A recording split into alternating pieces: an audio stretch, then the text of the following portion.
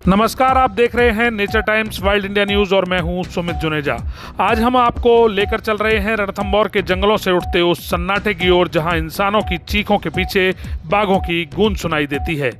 बीते 60 दिनों में 3 जानें गईं और अब सवाल है, क्या इंसान और बाघ साथ रह सकते हैं?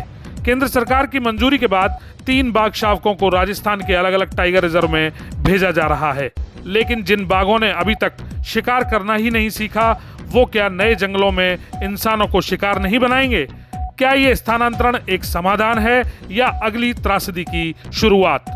आज की इस विशेष रिपोर्ट में हम जानेंगे इस फैसले के पीछे तथ्यों, खतरों और उन सवालों को जो वन्यजीव प्रबंधन की सबसे बड़ी चुनौती बन चुके हैं। रणथंभौर टाइगर रिजर्व में बीते 2 महीने में 3 दर्दनाक घटनाओं में 3 अलग अलग लोगों को बाघ ने अपना शिकार बनाया। यह घटनाएं न केवल वन्यजीव प्रबंधन की चूक का संकेत हैं, बल्कि मानव वन्यजीव संघर्ष के लगातार गहराते संकट की चेतावनी भी देती हैं। इन घटनाओं के केंद्र में T-84 एरोहेड की संतानें माने जा रहे वो 3 शावक हैं जो अब किशोर अवस्था में प्रवेश कर चुके हैं। उनकी मां T-84 वर्षों से बीमार बताई जा रही थी और वह शिकार नहीं कर पा रही थी। वन विभाग द्वारा उसे नियमित रूप से भोजन उपलब्ध कराया जाता था, जिससे उसके 3 शावकों ने भी शिकारी प्रवृत्ति कभी सीखी ही नहीं। ऐसे में उन्होंने आसान शिकार की लालसा में रणथंभौर के गणेश मंदिर मार्ग जैसे मानव बहुल क्षेत्रों को अपना क्षेत्र बना लिया और अंततः 3 जानलेवा हमले कर डाले। अब इन 3 बाघों को इंसानी सुरक्षा की दृष्टि से रणथंभौर से बाहर स्थानांतरित करने का निर्णय लिया गया है। केंद्र सरकार के पर्यावरण, वन एवं जलवायु परिवर्तन मंत्रालय की वाइल्ड लाइफ डिवीजन ने 10 जून 2025 को राजस्थान के मुख्य वन्यजीव प्रतिपालक को भेजे पत्र में अनुमति दी है कि इन 3 बाघ शावकों को अलग अलग टाइगर रिजर्व धौलपुर, रामगढ़ विषधारी और मुकुंदरा में स्थानांतरित किया जा सकता है। लेकिन इस अनुमति के साथ केंद्र ने कुछ बेहद अहम और वैज्ञानिक शर्तें भी रखी हैं। मंत्रालय ने स्पष्ट किया है कि यह प्रस्ताव वन्यजीव अधिनियम 1972 की धारा 12B और 62B के तहत तय प्रारूप में भेजा जाए।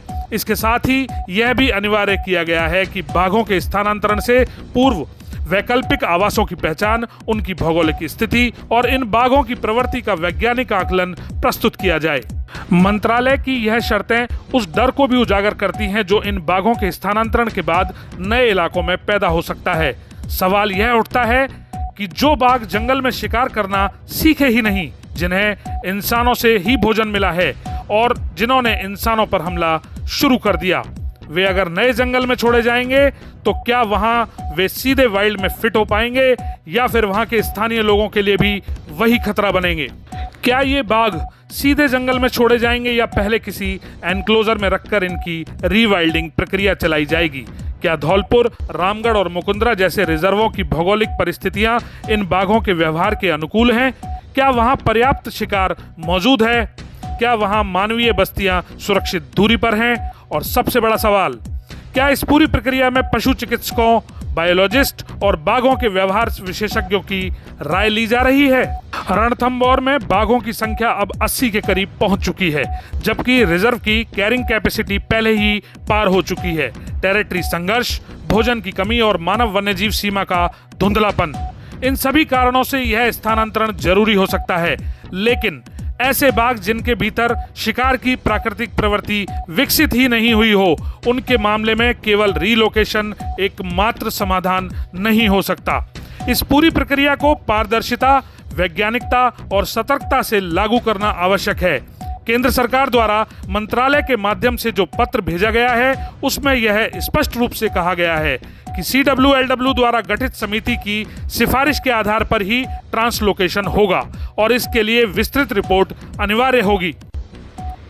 इसीलिए यह सवाल और भी गंभीर हो गया है, क्या इन बाघों का स्थानांतरण किसी संरक्षित एनक्लोजर के तहत होगा या इन्हें खुले जंगल में सीधे छोड़ दिया जाएगा?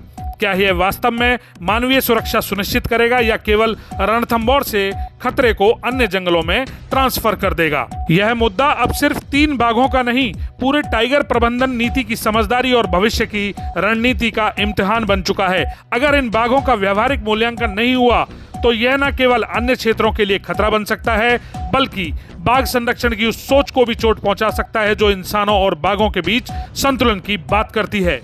यह रिपोर्ट सवाल करती है, क्या स्थानांतरण समाधान है या एक नया संकट? इसका उत्तर तभी मिलेगा जब विज्ञान, सतर्कता और नीति सब एक साथ चलें, वरना यह वन्यजीव संरक्षण नहीं, केवल एक प्रशासनिक रिस्क शिफ्टिंग बनकर रह जाएगा।